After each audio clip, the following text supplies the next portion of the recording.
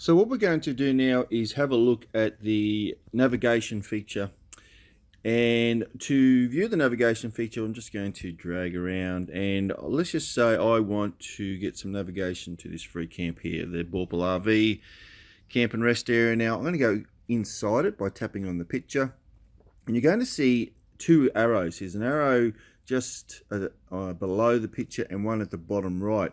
If I tap on this arrow, it tells me I'm about to do navigation from my current location. If you're on an iPhone or an iPad, you'll have the ability to use Apple Maps, but on iOS we got Google Maps. I'm going to tap, on Android we got Google Maps, and what it will do is it will look at the it'll pop me a route from my current location to that location using Google Maps.